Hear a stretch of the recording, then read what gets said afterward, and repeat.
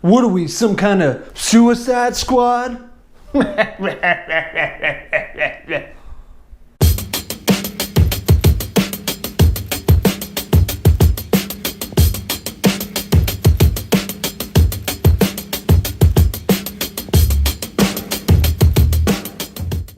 Hey friends, Logan Myers here, back again for another movie review. I just checked out a screening of Suicide Squad, and I am super stoked that I finally checked this out. I've been so excited and been waiting for this movie for a long time, as everyone else has. And let's just start out by saying it killed at the box office over the weekend. No surprise there, and I'm really glad that it did because it was such a fun film. It was a great film from start to finish. You know, obviously there's some good and bads about it, but nothing's perfect these days. But DC finally revived themselves with Suicide Squad, in my opinion. You know, they haven't really had a good track record with films, not since, you know, the Christopher Nolan films. And I'm not comparing this to Christopher Nolan in any way possible, but it was a good time at the movies, and that's something I haven't had in a while. And I was really pleased with the outcome of this movie and the final product. And I think in a way it's the equivalent to Marvel's Guardians of the Galaxy in terms of these characters that we don't know a lot about, going as the main focal points of the film and doing what they do best, and that's kicking some ass on top of a really good score in this movie, a lot of great 70s and 80s music that we have grown up on, and really gave it that element of a pleasure for me, I guess you could say. And it starts off, you know, we had the ending of Batman versus Superman. Superman is the god saving everybody, and now he's gone. And so they're trying to figure out what's next. Is there going to be another person with superpowers coming in and just breaking shit and going to take over the world? And what should we do about it as America and as our country to stand against this? And as a country, what should we do? How should we prepare for instances of superhero or a villain coming through and just breaking shit and blowing cities into ashes? So that's when Viola Davis played Amanda Waller in the film. She's assembling this task force of supervillains and putting them together to be the next of kin, you could say, taking on anything that comes in the country's way and putting a stop to it, which is a cool premise. You know, you have the villains, these people that are imprisoned and put away because of their past lives. They're psychotic, or they're you know, serial killers, or whatever the case may be. She's assembling this group of people. You know, a lot of the characters we've known from the comics, but it was definitely a nice premise and a nice, refreshing take on these characters. You know, towards the beginning of the movie, after Amanda Waller wants to put these characters, these villains together, we get a little backstory of, you know, each one of these people. You know, beginning with like Harley Quinn and her backstory, and you get a little bit of Deadshot, Will Smith, which I thought was a really excellent depiction of the character. He didn't have as much of the mask as he does in the comics, but that's okay. I still liked him a lot in this film. You have Killer Croc, which his time on the screen wasn't that much, but I still liked it. The practical effects of his makeup and everything was really well done. And then you have like Captain Boomerang. Courtney played Captain Boomerang, and he really looked a lot like Tom Hardy, which is kind of odd since Tom Hardy was going to be in this film as Rick Flag. But I thought that was a nice little coincidence. But Jai Courtney did an excellent job as Captain Boomerang. He's one of my favorite characters of the movie. He was quirky, he was funny, and overall his time on camera was really well done, and I was really thrilled with his performance in the movie.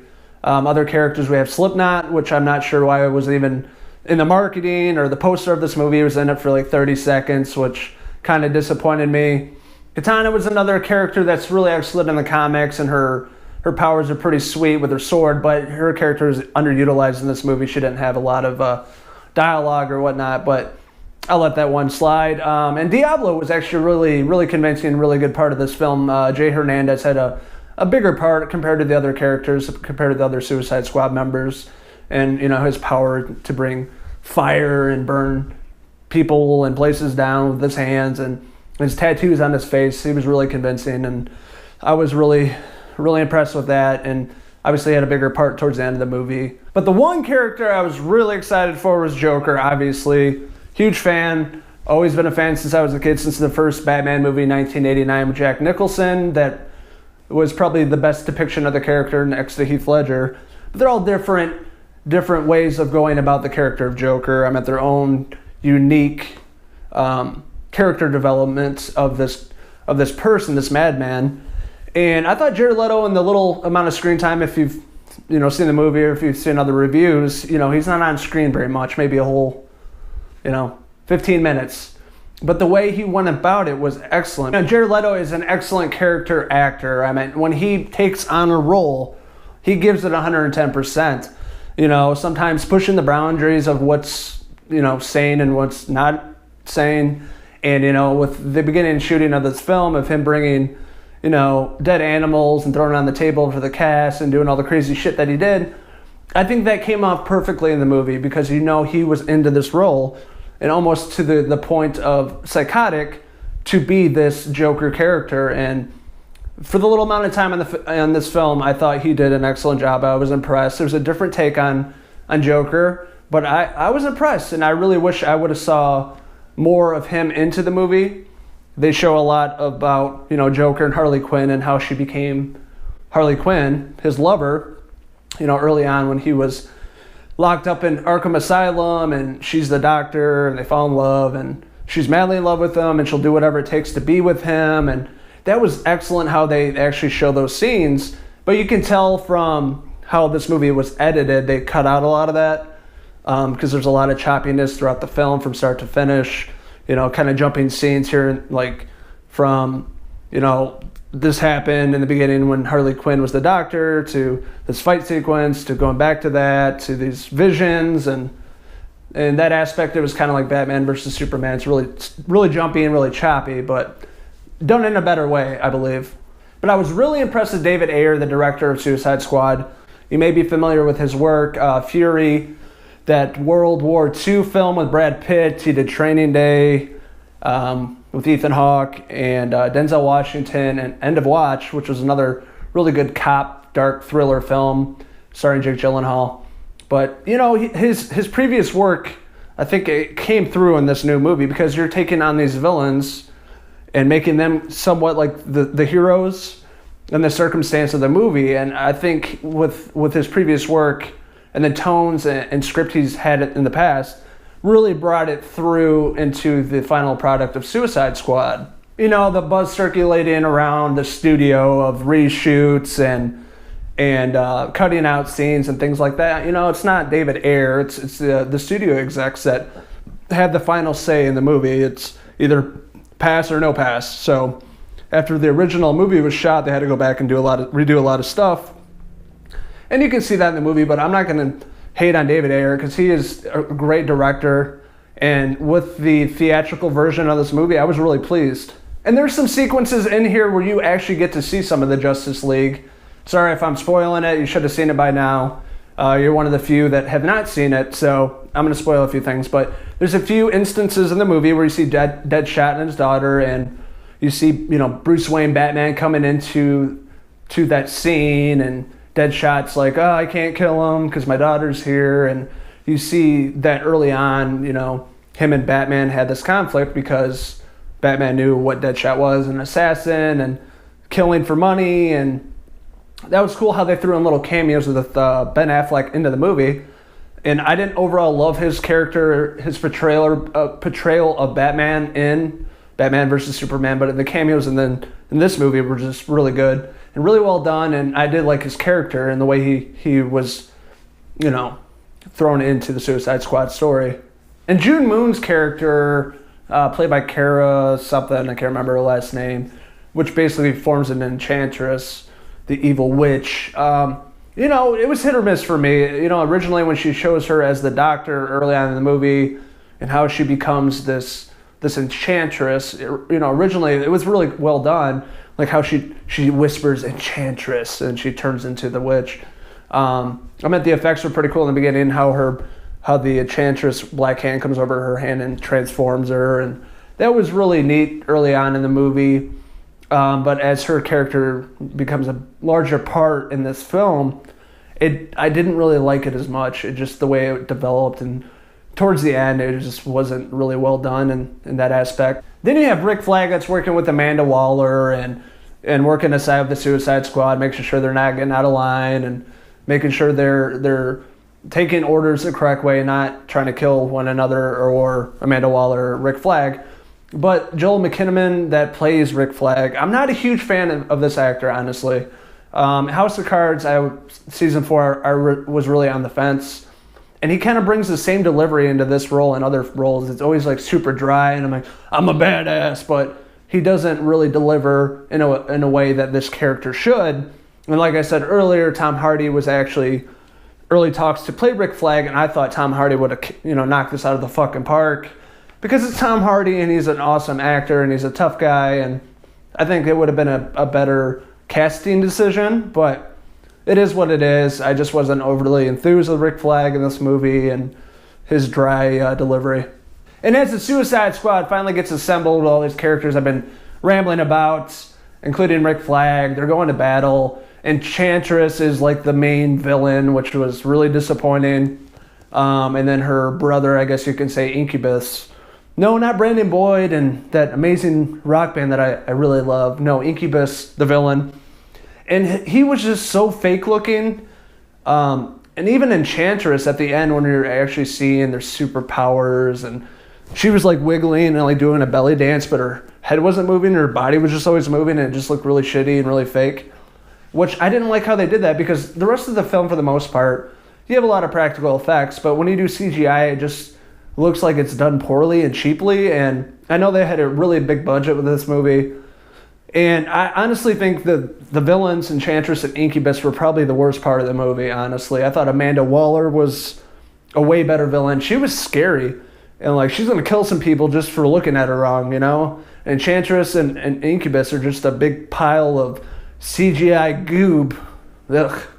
And up until the end of the movie, it was really excellent. You actually see these villains come together to, take on Enchantress and Incubus and stop them from taking over the world, blowing up the world, killing everybody that's there. And I really thought Margot Robbie did an excellent job as Harley Quinn. I mean, she was spot on, psychotic. She had the makeup, the hair, the bat, everything. And it was pretty spot on from the comics, even the voice as well. I thought she was a standout character in this movie. And I'm really looking forward to seeing what she has to bring in her own standalone film. And like I said, it kind of got garbled in the end, and things weren't adding up. There's some plot holes, and you can tell it was really choppy from the reshoots and the editing and cutting out scenes. But there is one specific scene that I really, really liked. It was, the Suicide Squad basically saying, fuck you to Rick Flag. We're not working with you anymore. You're a total douche. You've been lying to us, and yada, yada, yada. So they're all at the bar drinking, and they're revisiting old times, and it was super, like, quiet and no comedy at all. And, Diablo's talking about his past and he killed his family. And it was a really good part. It was really good character development. And you can feel for these villains, even though they're bad people and they do bad things. But you can actually feel for them for that one aspect of the film. They feel like humans.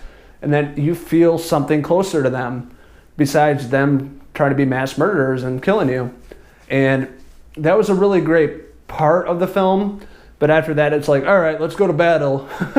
Let's go have a few drinks and talk about our lives and talk about our families and what we've done wrong, and now let's go kick some ass.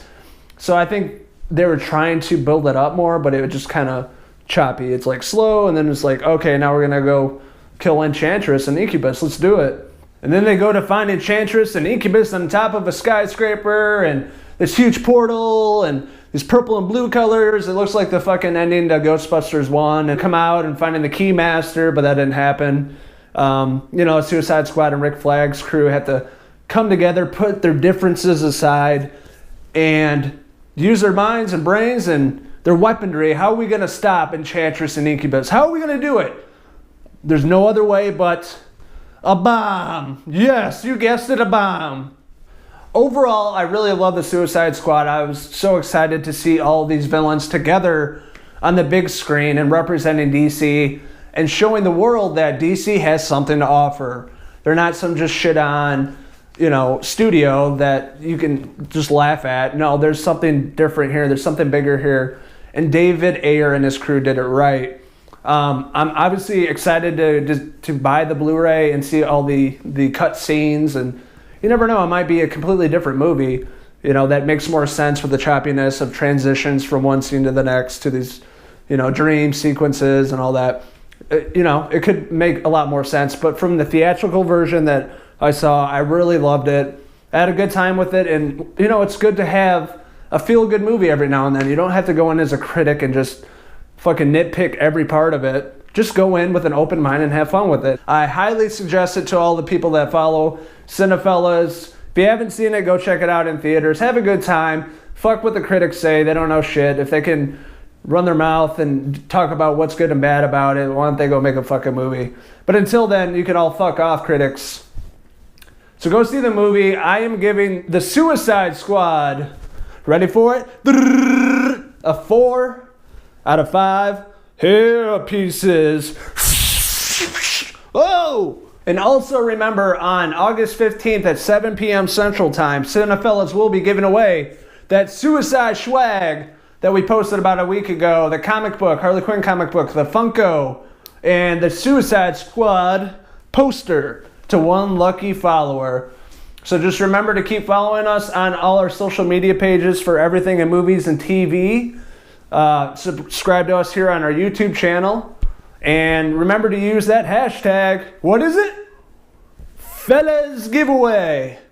But until next time, on August 15th, I will be announcing the winner of that swag giveaway here on our YouTube channel. So good luck to everybody. Thanks for watching. So comment below. Have you seen Suicide Squad? Did you like it? Did you hate it? What did you like? What did you hate? Tell us about it. And until next time, this is Logan Myers signing out. Cheers!